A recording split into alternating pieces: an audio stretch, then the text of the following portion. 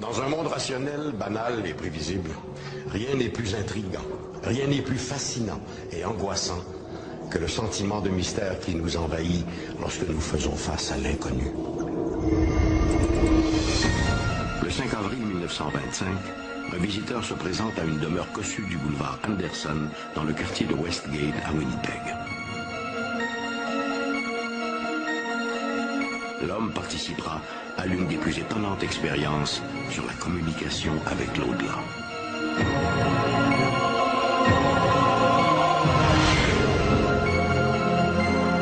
Au début du XXe siècle, la quête d'un contact avec les morts est à la mode.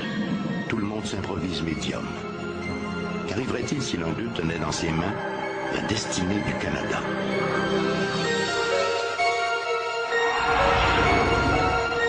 En 1972, des chercheurs de Toronto créent un fantôme imaginaire, nommé Philip. Et bientôt, Philip prend le contrôle de leur expérience. À la moindre rumeur de fantôme, journalistes et amateurs se précipitent sur les lieux des présumées apparitions. Mais peut-on filmer un fantôme? Une équipe locale aurait-elle réussi ce scoop incroyable? Ici Michel Dumont. Bienvenue à Dossier Mystère.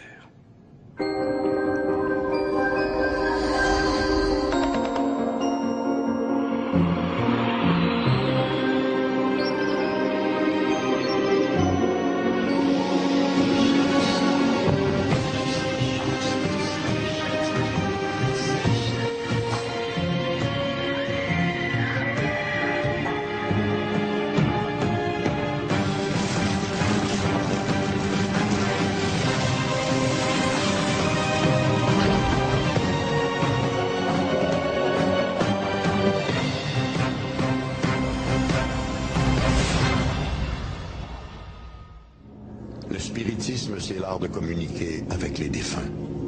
Le phénomène est né aux États-Unis au milieu du 19e siècle. De là, il a vite conquis le Canada, puis l'Europe. Le spiritisme a fait l'objet de nombreuses recherches scientifiques à cette époque. Par des moyens souvent fort ingénieux, des chercheurs ont tenté de valider la réalité de ces échanges avec le monde des morts. L'un de ces scientifiques, le Canadien Thomas Glendenning Hamilton, est vite devenu une figure de proue dans ce domaine.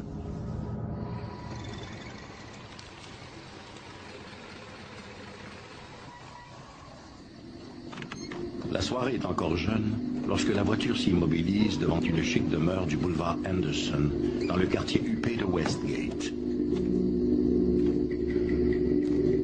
Il s'agit d'un cottage à 2 étages de style hollandais, une parfaite maison de bourgeois.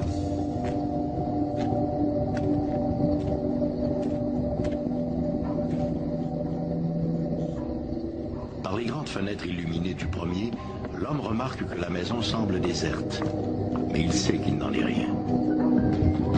En fait, il y a peut-être plus de visiteurs dans cette maison qu'il n'y a d'invités.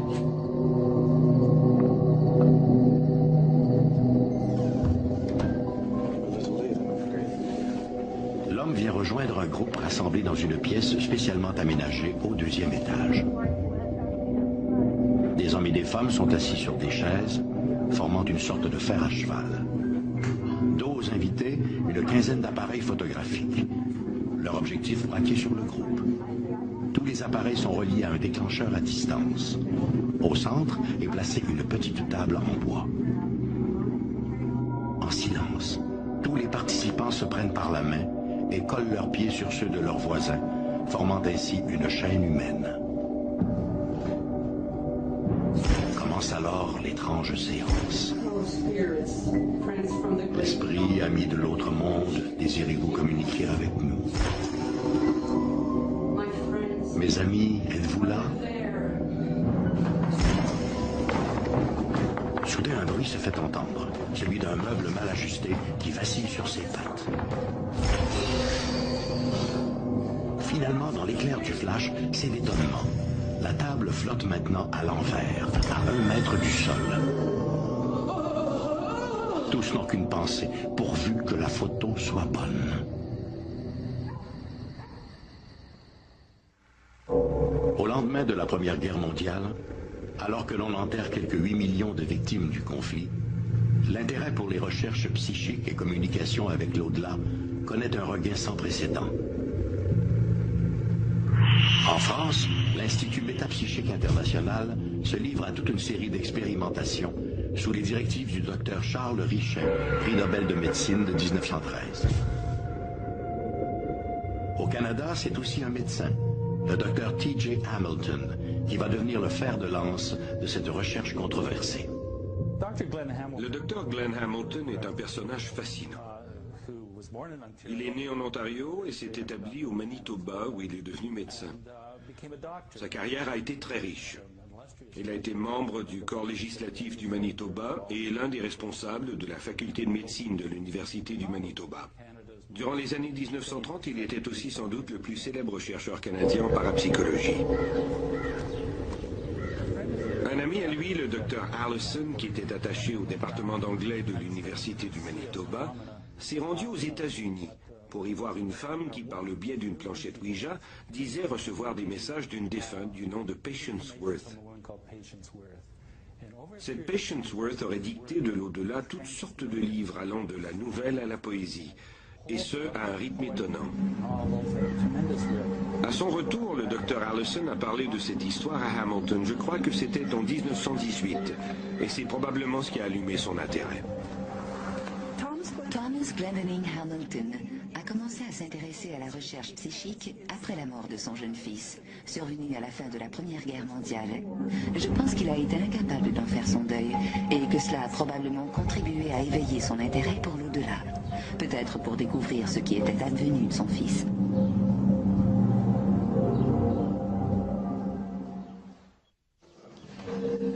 Hamilton aménage le laboratoire dans la grande chambre du deuxième étage de sa résidence du boulevard Henderson. Il est plus que conscient de l'importance qu'auront les photographies prises lors de ces séances. Elles deviendront le point d'appui de ses recherches. Afin de documenter certains de ces phénomènes, Hamilton avait monté une série de caméras et de flashs automatiques qui pouvaient être activés dans l'obscurité la plus totale. Il y avait là des caméras stéréoscopiques et d'autres placées de manière à couvrir certains angles ou à prendre des gros plans. Son idée était de photographier ces manifestations dans la noirceur. Au fil du temps, il a effectivement produit des clichés montrant des objets qui semblent jaillir de la bouche, du nez ou des oreilles des médiums. Ces éléments, ce sont des ectoplasmes, substances qui se dégageraient du corps des médiums et qui formeraient des parties du corps humain ou des objets divers. Durant les années 1920, Hamilton et ses collègues étudieront tous les phénomènes associés aux communications spirites, mais surtout les manifestations d'ectoplasme.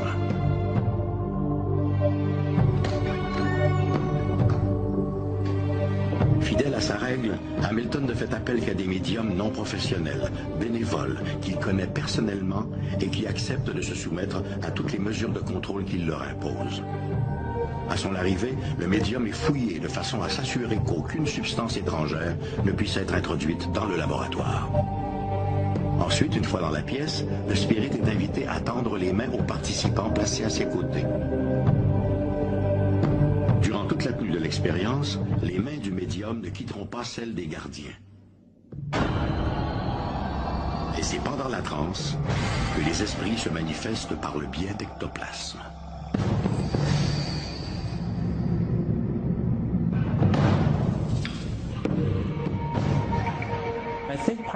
Je pense qu'une grande partie de l'intérêt vient des photographies elles-mêmes. Ne dit-on pas qu'une photographie vaut 1000 mots?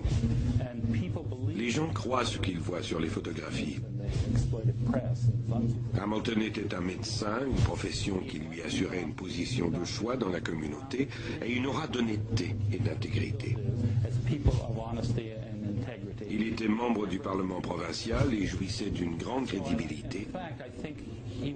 Le fait qu'il ait pu photographier l'objet de ses recherches et que ces clichés pouvaient être évalués indépendamment de lui légitimait son honnêteté. C'est ce qui lui a sans doute permis de faire ses recherches sans avoir à subir d'attaques personnelles. Entre 1928 et 1933, T.J. Hamilton organise des dizaines de séances du genre. Des invités triés sur le volet viennent des 4 coins du monde pour assister à ces expériences. Parmi eux figure le romancier Arthur Conan Doyle, le père de Sherlock Holmes, et le futur premier ministre du Canada, William Lyon Mackenzie King, venu s'entretenir avec le docteur Hamilton. Il n'y avait pas que des avocats ou des médecins qui s'adonnaient à ce genre de recherche. Dans les années 1930, même le premier ministre du Canada, William Lyon Mackenzie King, s'intéressait à ces phénomènes de survie et de communication avec l'au-delà.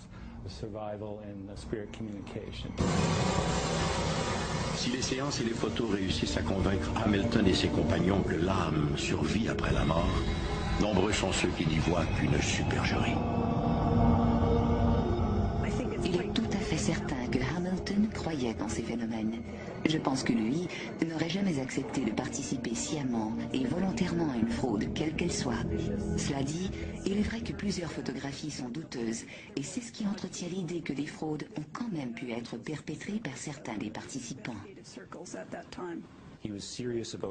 Il était sérieux dans ce qu'il faisait.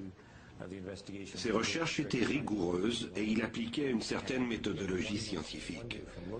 Pourtant, dans plusieurs cas, ces photographies montrent des phénomènes qui semblent fabriqués ou qui auraient pu être facilement fabriqués. On peut se demander pourquoi les participants étaient-ils autant convaincus de leur authenticité. À l'époque, tous les gens impliqués directement dans ces recherches étaient convaincus de leur authenticité et qui plus est le sont demeurés par la suite. 30, 40 ou 50 ans après ces recherches, les participants continuaient d'écrire de manière positive sur leurs expériences.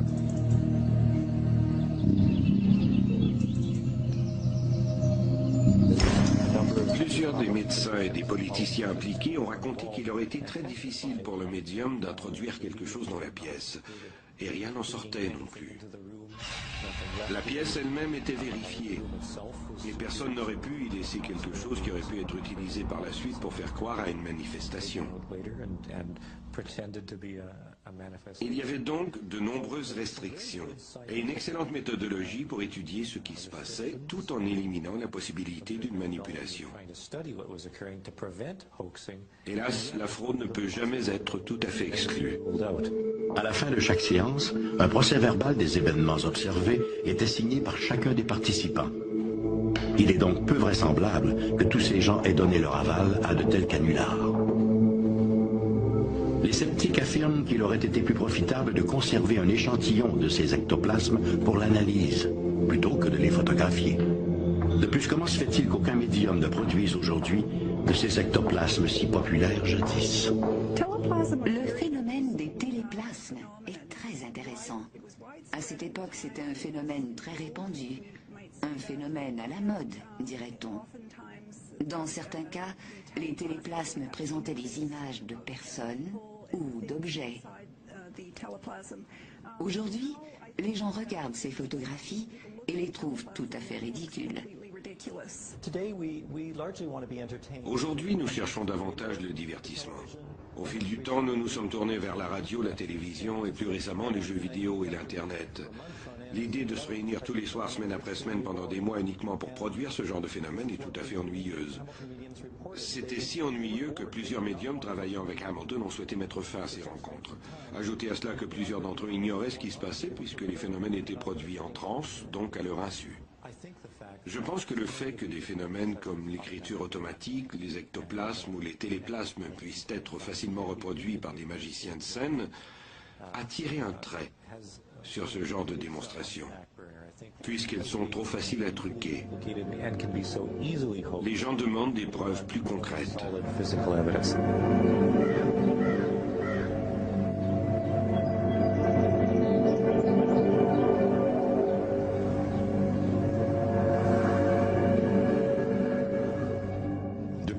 De T.J. Hamilton, le spiritisme s'est transformé, tant et si bien que l'art de faire tourner des tables a pratiquement disparu.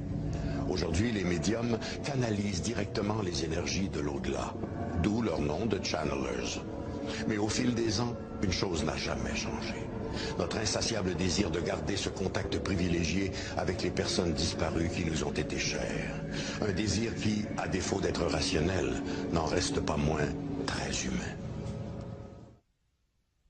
À la fin du 19e siècle, en quelques années, Le spiritisme est passé d'une croyance marginale à une activité bourgeoise à la mode. Parmi ses adeptes, il y avait des intellectuels et des artistes, bien sûr, mais aussi des têtes couronnées, dont l'influente reine Victoria et plusieurs personnalités de l'élite politique du temps.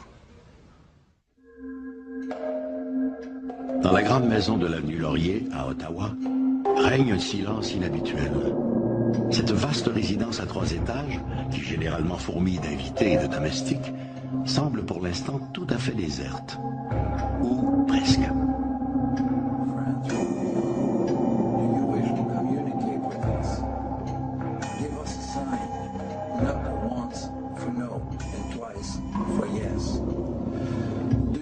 Communicate with us.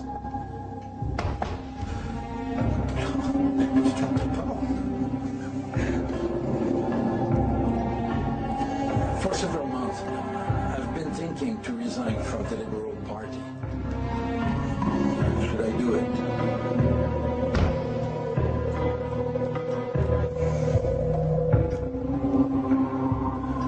The unemployment is still very high all across the country.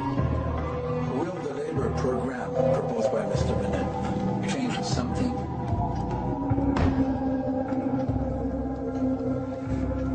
Si notre homme semble tant s'intéresser à la politique canadienne, ce n'est pas par hasard.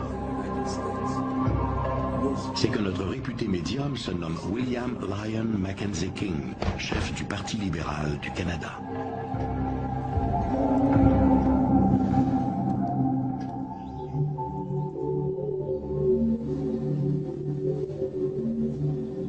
En 1908, alors que Mackenzie King commence à briller au sein du Parti libéral du Canada, rien ne laisse croire que celui-ci deviendra un adepte du spiritisme. Célibataire, très près de sa mère, il mène une vie austère.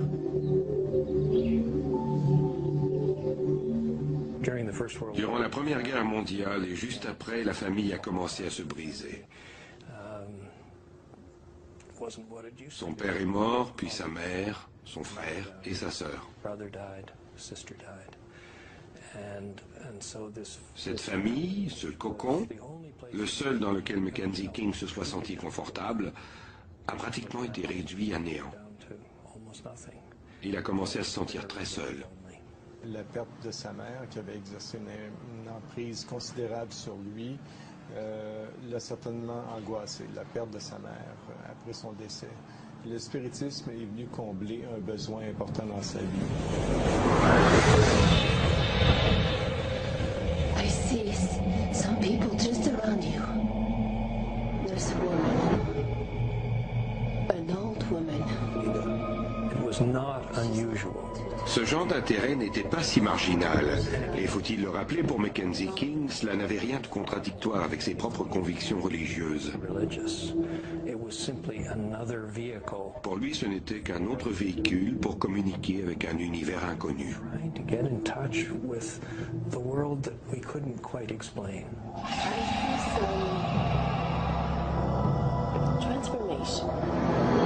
En mars 1925, Mackenzie King, qui s'intéresse de plus en plus aux sciences occultes, consulte une certaine Rachel Blemay, une voyante de Kingston, en Ontario. La médium lui prédit une écrasante majorité au scrutin d'octobre 1925. Effectivement réélu, King mettra toute sa confiance dans le pouvoir des médiums. Quiconque a jamais étudié Mackenzie King sait que l'important pour lui, ce n'était pas tant les messages, que le sentiment que ses proches disparus continuaient de veiller sur lui.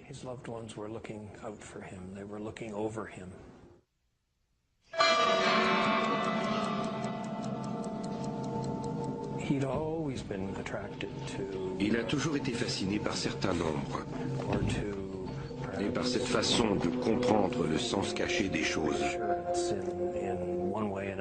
Certains appelleraient cela de la superstition. Il est arrivé qu'en pleine chambre, il était assis à son pupitre, à son siège, et il a observé il a remarqué que plusieurs députés conservateurs étaient manquants. Et en fonction de la disposition des bancs, et des absents à ces bancs-là. Il a réussi par une gymnastique mentale qui est assez difficile à décrire. Il a commencé à soutirer des chiffres de cet épisode-là. Il a commencé à voir le chiffre 30 à cause de la disposition des bancs et des députés qui étaient assis sur les bancs. Et donc, le chiffre 30, à partir de là, a pris une certaine importance dans sa vie. En 1930, Mackenzie King est défait aux élections. Ses responsabilités publiques étant diminuées, King peut dès lors consacrer plus de temps à ce qu'il appelle ses recherches psychiques. Cependant, la discrétion est de mise. Ses plus proches conseillers voyaient ce qu'il faisait. L'un d'eux a même écrit dans son journal que tout cela était, politiquement parlant, de la dynamite. Si cela venait à être connu, la réputation de Mackenzie King en souffrirait. En 1948, William Lyon Mackenzie King se retire de la vie publique. Mais jusqu'à la fin de sa vie, il entretiendra avec l'au-delà une relation privilégiée. Bon nombre de ses expériences avec le monde occulte sont relatées dans son journal intime. Ce journal-là, Mackenzie King avait demandé qu'il soit détruit, en particulier les passages qui reflétaient certains aspects de sa vie privée, entre autres son intérêt sur le spiritisme. On peut supposer que c'était ça. Ses héritiers ne se sont pas entendus sur ce qu'ils devaient faire parce que les pensées politiques et relatives à la vie privée étaient enchevêtrées sur un même document, donc c'était impossible de procéder à un découpage. Le journal est demeuré intact et a servi à plusieurs historiens. Aujourd'hui, il est disponible sur l'Internet, sur le site du gouvernement du Canada, sur les archives nationales. Le 22 juillet 1950, Mackenzie King meurt paisiblement dans son lit du domaine Kingsmere. Après une vie consacrée au peuple canadien, il peut maintenant aller rejoindre cet au-delà qu'il a tant invoqué en secret. C'est ainsi que se termina la double vie de Lyon Mackenzie King. Un historien de l'Université d'Ottawa a écrit un article très intéressant sur Mackenzie King et le monde des esprits. Essentiellement, ce qu'il disait, c'était « Comment est-il possible de vivre une double vie ?» Comment peut-on le soir être si passionné par l'au-delà et le jour s'en détacher complètement? Tout cela a certainement dû avoir un impact. Je pense que les séances de spiritisme, ces croyances dans les esprits, dans l'au-delà, ainsi de suite, je pense que ça n'a jamais exercé la moindre influence sur sa politique, et surtout pas pendant la guerre, parce qu'il a renoncé d'ailleurs au spiritisme durant cette période-là de sa carrière politique. Malgré les recherches menées par le Dr T.J. Hamilton dans la première moitié du XXe siècle, malgré l'intérêt passionné de plusieurs personnalités publiques et politiques, malgré les progrès scientifiques, la preuve de l'au-delà reste encore à faire. 150 ans de communication médiumnique n'ont pas apporté cette preuve irréfutable dont rêvaient les spirites. Avec humour, Woody Allen disait « Je ne crois pas à l'au-delà, mais j'en porte quand même un caleçon de rechange. » Sage précaution. Au début des années 1970, des chercheurs de Toronto ont réussi à créer un fantôme imaginaire qu'ils ont nommé Philip.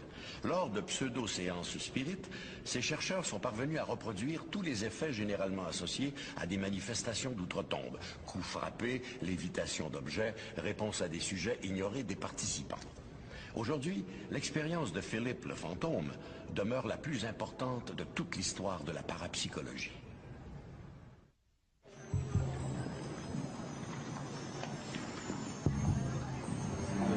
Dans les studios de la CTTV à Toronto, une expérience inusitée est sur le point de se dérouler devant les caméras. Les vedettes du jour, 8 personnes assises autour d'une table. Un peu en retrait, sur une tribune surélevée, 3 hommes prennent place comme observateurs. Il y a là le pasteur Lindsay King, le psychologue Joel Whitten et le docteur George Owen, directeur scientifique de la Société de recherche psychique de Toronto. Sur le plateau, un régisseur donne le signal. l'expérience peut commencer.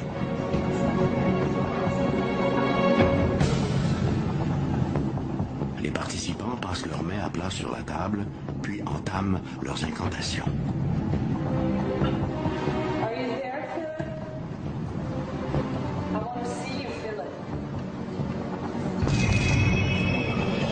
Presque aussitôt, la table se soulève, comme si elle était douée d'une vie propre, au grand étonnement des participants. Mais bientôt, il apparaît que le dit Philip n'apprécie pas trop sa position au milieu de l'assistance. Il entraîne vers le révérend King la table, et avec elle les 8 médiums, qui s'efforcent tant bien que mal de garder leurs mains sur le plateau. Une fois immobilisé, un des participants suggère à l'ecclésiastique de dire bonjour à Philip. Aussitôt, la table se soulève. Le seul problème, c'est que Philip n'existe pas et n'a jamais existé. Philip est un fantôme imaginaire, un fantôme créé de toutes pièces. À l'automne 1972, le docteur George Owen, directeur de la Société de recherche psychique de Toronto, élabore une expérience singulière. George Owen était un mathématicien, généticien, qui était en Angleterre, à l'université de Cambridge, et qui s'est intéressé au cas de poltergeist. Avec l'aide de 8 personnes, 3 hommes et 5 femmes, qui n'ont a priori aucun don pour communiquer avec les esprits, le Dr Owen va mener une des plus importantes expériences parapsychologiques du XXe siècle. Philip, le fantôme imaginaire. Philip le fantôme imaginaire est une expérience menée par un groupe de recherche en parapsychologie de Toronto pour démontrer que certains événements à caractère paranormal peuvent se produire sans l'intervention d'esprits venus d'ailleurs. Il s'est aperçu qu'au lieu de privilégier l'interprétation spirit, c'est-à-dire que lorsqu'il y a des manifestations physiques sur les lieux, les spirites disent que ce seraient des esprits d'êtres décédés qui se manifesteraient, eh bien lui a plutôt opté pour l'interprétation dite naturelle, c'est-à-dire que ce sont des êtres vivants qui, par des mécanismes qui demandent à être expliqués, eh bien reportent leur énergie sur la matière ambiante. Le Dr Owen demanda tout d'abord au groupe des 8, comme il fut baptisé, d'imaginer un personnage, de lui donner un nom, un âge, un sexe et une nationalité. Ainsi naquit Philip, 30 ans, issu de l'aristocratie britannique, vivant au milieu du XVIIIe siècle à Diddington Manor, dans le Warwickshire, en Angleterre. Ils durent ensuite mettre Philip en contexte. On lui trouve donc une épouse, Dorothy, femme hautaine et frigide. Ils donnent également vie à Margot, jeune et belle gitane, de qui Philip tombe follement amoureux. Hélas, Dorothy découvre les infidélités de son mari et fait accuser Margot de sorcellerie. Celle-ci sera condamnée et mise à mort sur le bûcher. Philip, inconsolable, se suicide en se jetant du haut des remparts de Diddington Manor. Il n'a alors que 30 ans. De tous ces éléments biographiques, seul Diddington Manor tient de la réalité. Mais il n'y a bien sûr jamais eu d'occupant ressemblant de près ou de loin à Philip. Il leur a fallu plusieurs mois pour établir tous les détails de ce personnage imaginaire. Nous étions alors en 1973, si je me souviens bien. Et ce n'est que quelques 8 à 9 mois plus tard que l'expérience a vraiment commencé. Ils se rencontraient sur une base hebdomadaire dans un local de la société. Un endroit qu'on avait baptisé la chambre Philip. Cette pièce n'était utilisée qu'à cette fin. Autour d'une table à cartes, il y avait 8 chaises de métal occupées par les participants, qui se sont rencontrés pendant près de 10 ans.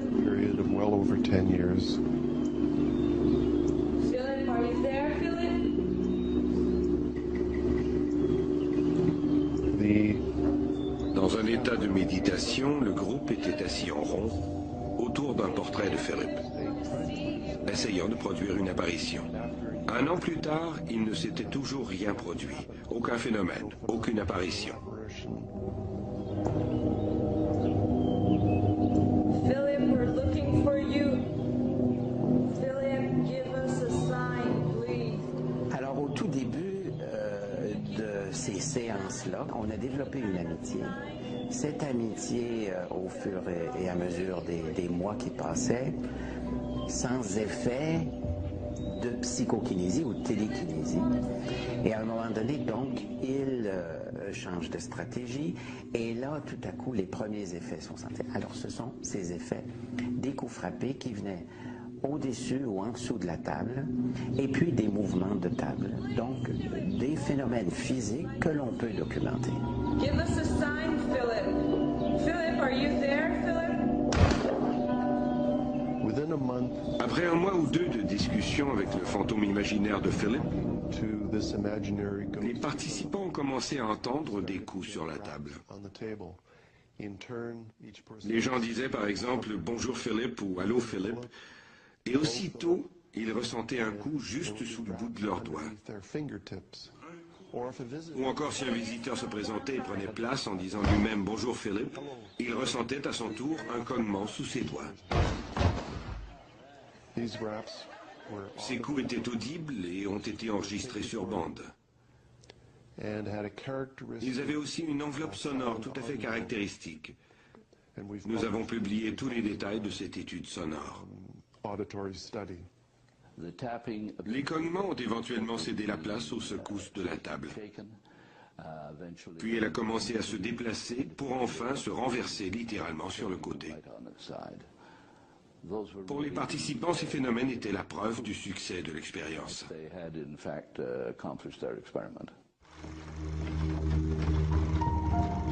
Les manifestations offertes par Philip sont bien loin des apparitions tant souhaitées. Mais tout de même, le groupe demande, Philip répond.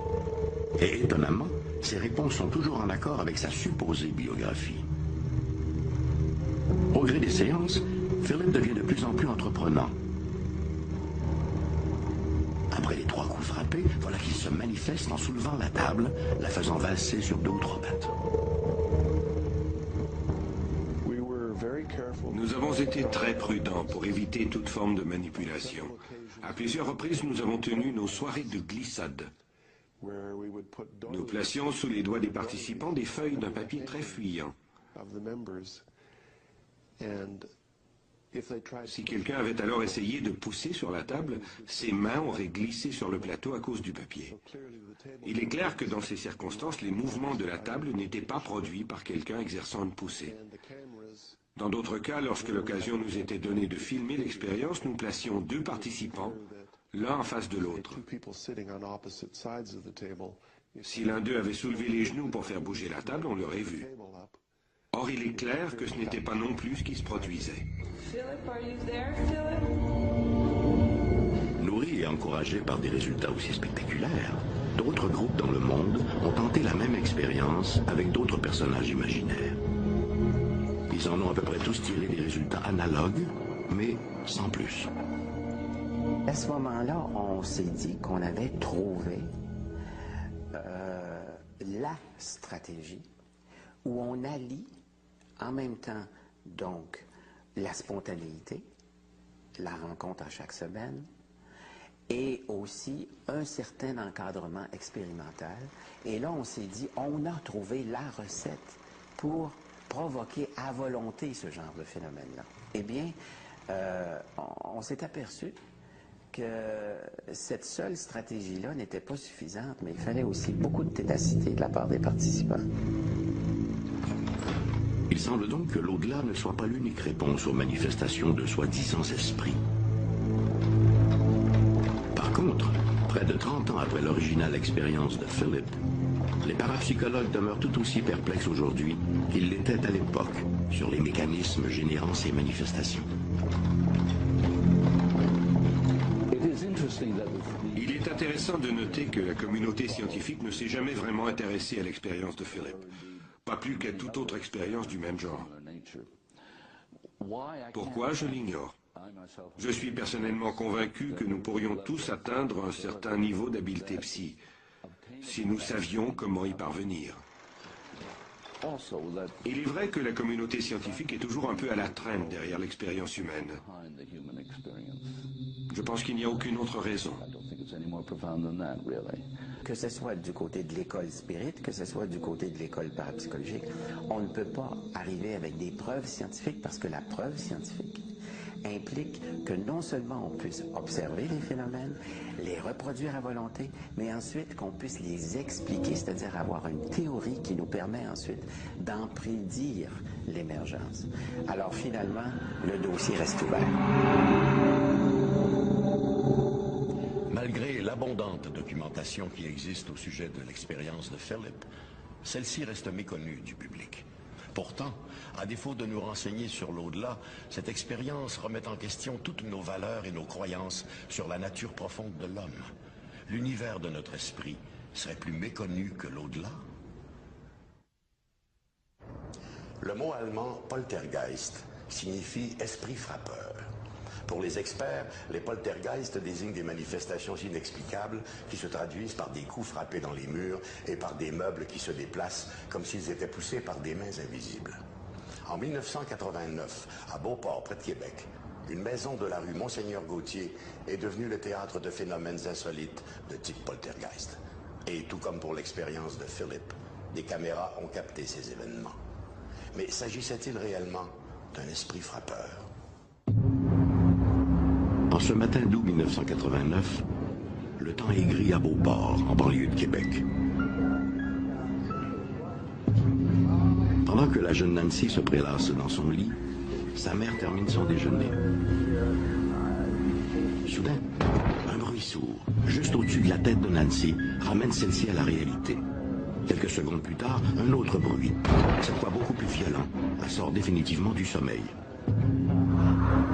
À quelques centimètres de son lit, le mur est défoncé. L'adolescente est terrifiée. Le manège, qui dure déjà depuis plusieurs semaines, fait dire à tous les locataires de la maison que l'heure du déménagement vient juste de sonner.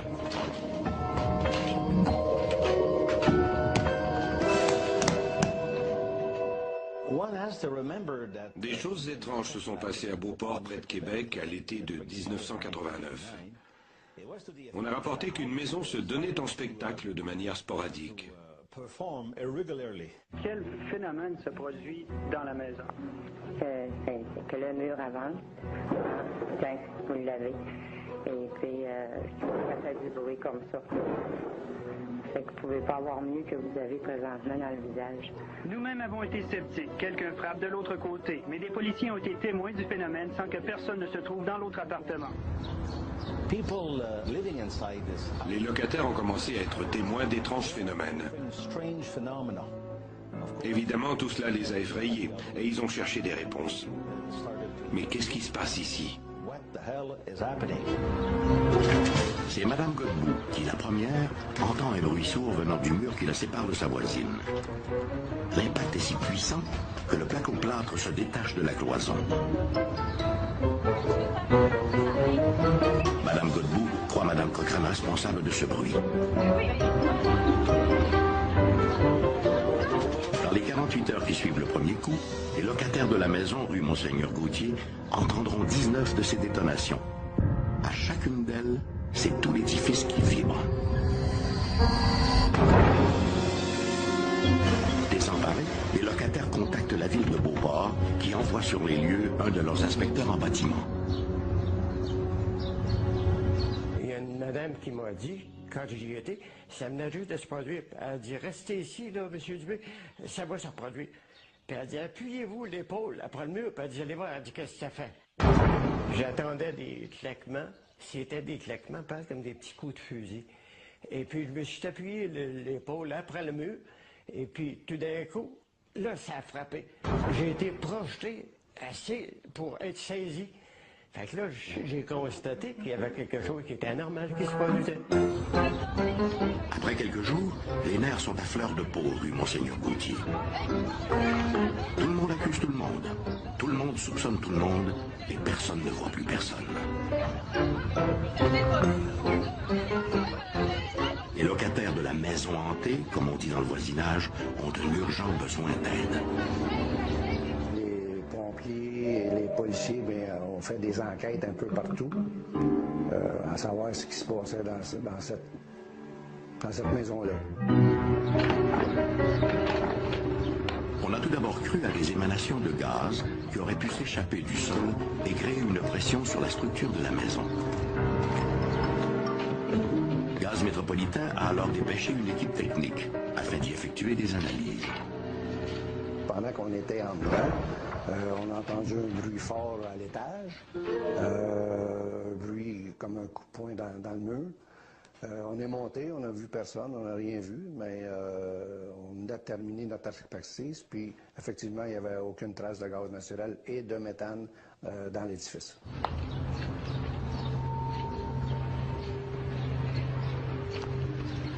Une équipe de la télé locale, s'emparant du cas, a même filmé un ingénieur géologue qui, lui, soupçonnait le sol argileux d'être responsable de tout ce branle-bas. La cloison qui bouge est une cloison qui agit un peu comme une membrane et si elle bouge, c'est parce qu'elle a des secousses qui viennent des murs et non du toit.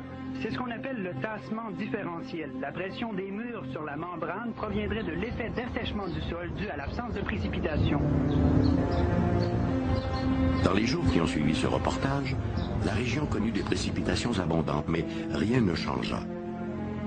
De plus, si le sol avait été responsable de ces détonations, pourquoi les autres maisons du voisinage auraient-elles été épargnées? Si les maisons voisines n'étaient pas affectées par ces phénomènes, il fallait peut-être regarder l'année de leur construction, voir comment avaient été construites leurs fondations et aussi analyser leur sous-sol. Il y avait peut-être un énorme rocher sous la maison voisine de celle où ces manifestations étaient observées. Son soutien aurait pu être tout à fait différent.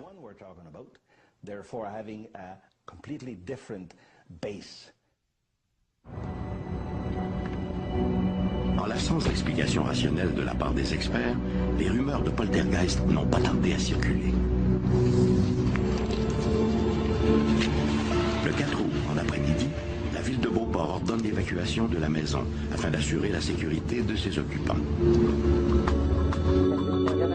Pour plusieurs d'entre eux, il n'y a aucun doute. Ces manifestations, qui les terrorisent, sont dues à des esprits maléfiques, à des poltergeists. Pour les 4 familles impliquées, ce cauchemar allait bientôt prendre fin.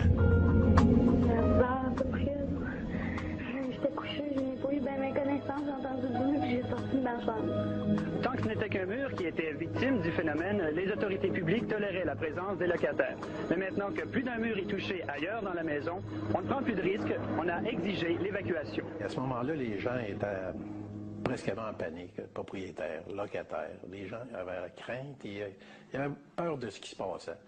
Et les gens ne voulaient plus rester là, ne voulaient pas coucher là ce soir-là. Durant le mois d'août, les locataires sont revenus dans leur ancien appartement afin d'y récupérer leurs effets. Il semble que les bruits y étaient moins puissants et plus espacés. Si bien que, à la fin d'août, l'étrange phénomène semblait terminé.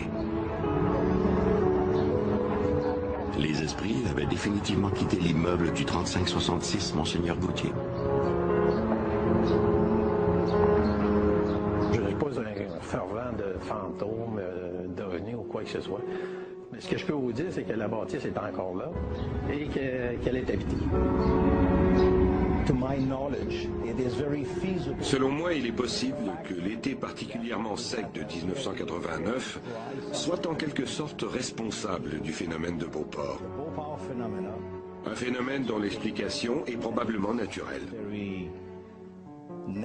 Certainement pas surnaturelle. Lorsqu'il est question de manifestations d'outre-tombe, les chercheurs en parapsychologie s'identifient surtout à 2 écoles de pensée. Les survivalistes, qui croient que les poltergeists sont l'œuvre d'entités désincarnées, et les psychologistes qui, eux, au contraire, pensent que ces phénomènes ne sont qu'une simple manifestation involontaire d'un pouvoir encore inconnu du cerveau, comme semble le démontrer l'expérience de Philip. C'est un débat qui est à la fois mystique et scientifique. Notre âme contre notre esprit. Quand l'inconnu ébranle jusqu'à notre confiance en ce monde, notre imagination s'emballe. Mais les vrais mystères, ceux qui défient toutes les explications rationnelles, ne sont-ils pas une porte ouverte sur la véritable connaissance? Dans un monde rationnel, banal et prévisible, rien n'est plus intriguant, rien n'est plus fascinant et angoissant que le sentiment de mystère qui nous envahit lorsque nous faisons face à l'inconnu. Le 5 avril 1925, un visiteur se présente à une demeure cossue du boulevard Anderson dans le quartier de Westgate à Winnipeg. L'homme participera à l'une des plus étonnantes expériences sur la communication avec l'au-delà.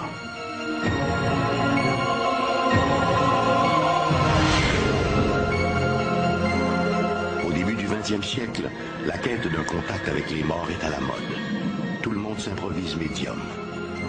Qu'arriverait-il si l'un d'eux tenait dans ses mains la destinée du Canada?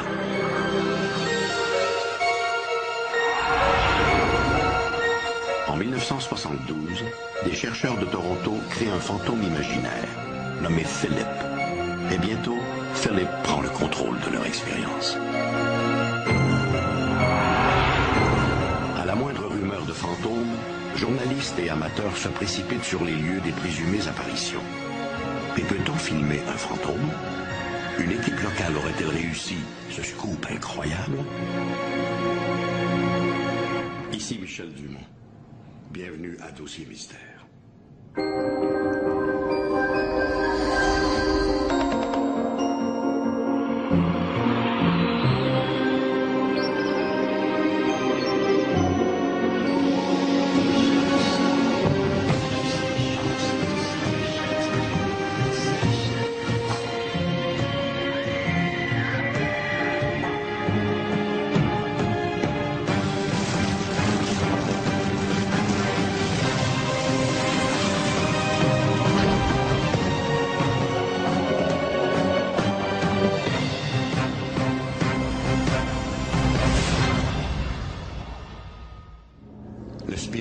C'est l'art de communiquer avec les défunts. Le phénomène est né aux États-Unis au milieu du 19e siècle. De là, il a vite conquis le Canada, puis l'Europe. Le spiritisme a fait l'objet de nombreuses recherches scientifiques à cette époque. Par des moyens souvent fort ingénieux, des chercheurs ont tenté de valider la réalité de ces échanges avec le monde des morts. L'un de ces scientifiques, le Canadien Thomas Glendenning Hamilton, est vite devenu une figure de proue dans ce domaine.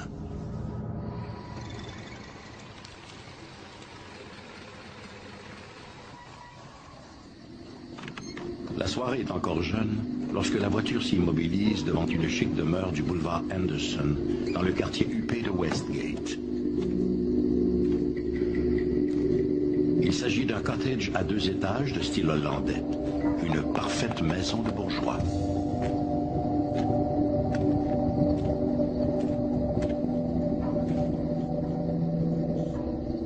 Par les grandes fenêtres illuminées du premier, l'homme remarque que la maison semble déserte, mais il sait qu'il n'en est rien. En fait, il y a peut-être plus de visiteurs dans cette maison qu'il n'y a d'invités.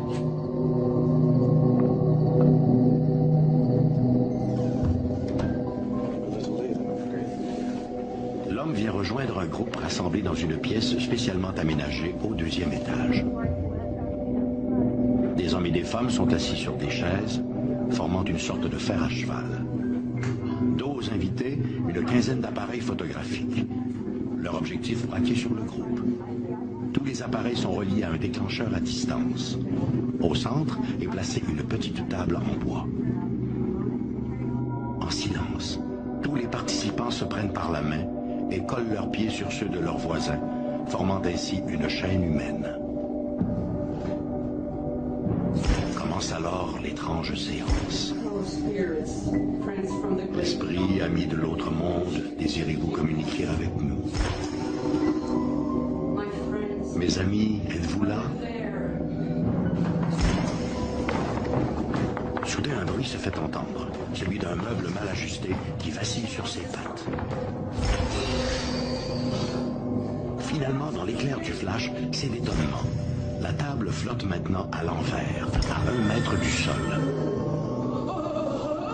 Tous n'ont qu'une pensée, pourvu que la photo soit bonne. Au lendemain de la Première Guerre mondiale, alors que l'on enterre quelques 8 millions de victimes du conflit, l'intérêt pour les recherches psychiques et communication avec l'au-delà connaît un regain sans précédent. En France, l'Institut Métapsychique International se livre à toute une série d'expérimentations sous les directives du docteur Charles Richet, prix Nobel de médecine de 1913. Au Canada, c'est aussi un médecin, le docteur T.J. Hamilton, qui va devenir le fer de lance de cette recherche controversée. Le docteur Glenn Hamilton est un personnage fascinant. Il est né en Ontario et s'est établi au Manitoba où il est devenu médecin. Sa carrière a été très riche. Il a été membre du corps législatif du Manitoba et est l'un des responsables de la faculté de médecine de l'Université du Manitoba. Durant les années 1930, il était aussi sans doute le plus célèbre chercheur canadien en parapsychologie. Un ami à lui, le docteur Allison, qui était attaché au département d'anglais de l'Université du Manitoba, s'est rendu aux États-Unis pour y voir une femme qui, par le biais d'une planchette Ouija, disait recevoir des messages d'une défunte du nom de Patience Worth. Cette Patience Worth aurait dicté de l'au-delà toutes sortes de livres allant de la nouvelle à la poésie, et ce, à un rythme étonnant. À son retour, le docteur Allison a parlé de cette histoire à Hamilton. Je crois que c'était en 1918, et c'est probablement ce qui a allumé son intérêt. Thomas Glendinning Hamilton a commencé à s'intéresser à la recherche psychique après la mort de son jeune fils, survenu à la fin de la Première Guerre mondiale. Je pense qu'il a été incapable d'en faire son deuil et que cela a probablement contribué à éveiller son intérêt pour l'au-delà, peut-être pour découvrir ce qui était advenu de son fils.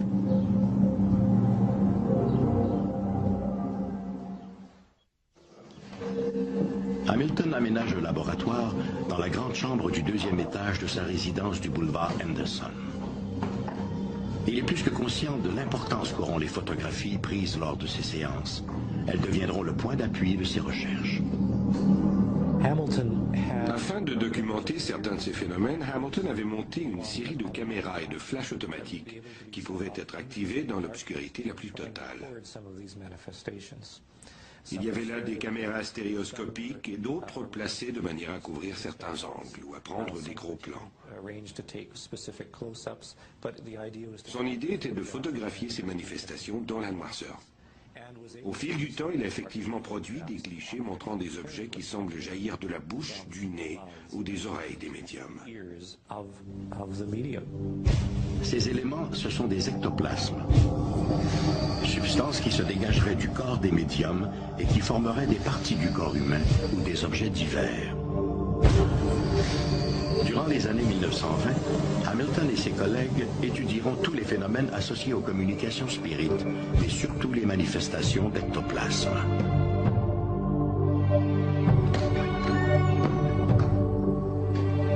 Fidèle à sa règle, Hamilton ne fait appel qu'à des médiums non professionnels, bénévoles, qu'il connaît personnellement et qui acceptent de se soumettre à toutes les mesures de contrôle qu'il leur impose. À son arrivée, le médium est fouillé de façon à s'assurer qu'aucune substance étrangère ne puisse être introduite dans le laboratoire. Ensuite, une fois dans la pièce, le spirit est invité à tendre les mains aux participants placés à ses côtés. Durant toute la tenue de l'expérience, les mains du médium ne quitteront pas celles des gardiens. Et c'est pendant la transe que les esprits se manifestent par le biais d'ectoplasmes.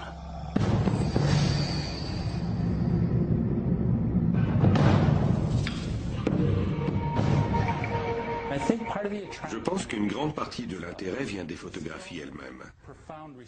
Ne dit-on pas qu'une photographie vaut 1000 mots? Les gens croient ce qu'ils voient sur les photographies. Hamilton était un médecin, une profession qui lui assurait une position de choix dans la communauté et une aura d'honnêteté et d'intégrité. Il était membre du Parlement provincial et jouissait d'une grande crédibilité. Le fait qu'il ait pu photographier l'objet de ses recherches et que ces clichés pouvaient être évalués indépendamment de lui légitimait son honnêteté. C'est ce qui lui a sans doute permis de faire ses recherches sans avoir à subir d'attaques personnelles.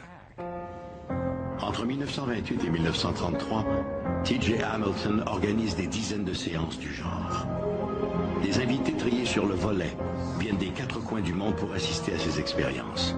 Parmi eux figure le romancier Arthur Conan Doyle, le père de Sherlock Holmes, et le futur premier ministre du Canada, William Lyon Mackenzie King, venu s'entretenir avec le docteur Hamilton.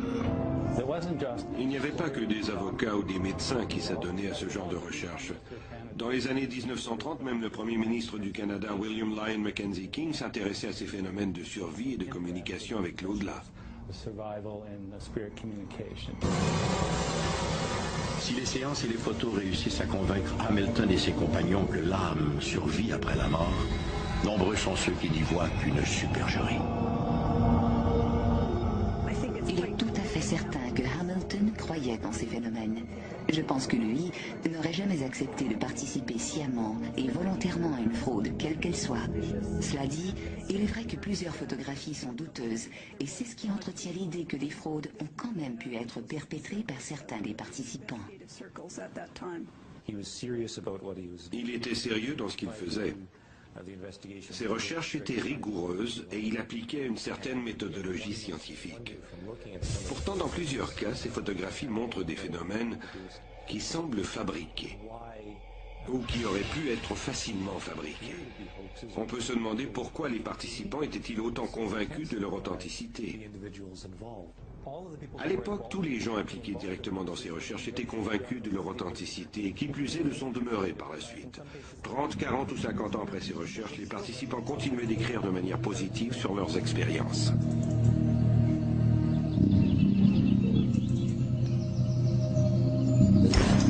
Plusieurs des médecins et des politiciens impliqués ont raconté qu'il aurait été très difficile pour le médium d'introduire quelque chose dans la pièce. Et rien n'en sortait non plus. La pièce elle-même était vérifiée. Et personne n'aurait pu y laisser quelque chose qui aurait pu être utilisé par la suite pour faire croire à une manifestation. Il y avait donc de nombreuses restrictions et une excellente méthodologie pour étudier ce qui se passait tout en éliminant la possibilité d'une manipulation. Hélas, la fraude ne peut jamais être tout à fait exclue. À la fin de chaque séance, un procès-verbal des événements observés était signé par chacun des participants. Il est donc peu vraisemblable que tous ces gens aient donné leur aval à de tels canulars. Les sceptiques affirment qu'il aurait été plus profitable de conserver un échantillon de ces ectoplasmes pour l'analyse, plutôt que de les photographier. De plus, comment se fait-il qu'aucun médium ne produise aujourd'hui de ces ectoplasmes si populaires jadis? Le phénomène des téléplasmes est très intéressant. À cette époque, c'était un phénomène très répandu, un phénomène à la mode, dirait-on. Dans certains cas, les téléplasmes présentaient des images de personnes ou d'objets. Aujourd'hui, les gens regardent ces photographies et les trouvent tout à fait ridicules. Aujourd'hui, nous cherchons davantage le divertissement. Au fil du temps, nous nous sommes tournés vers la radio, la télévision et plus récemment les jeux vidéo et l'Internet. L'idée de se réunir tous les soirs, semaine après semaine, pendant des mois uniquement pour produire ce genre de phénomène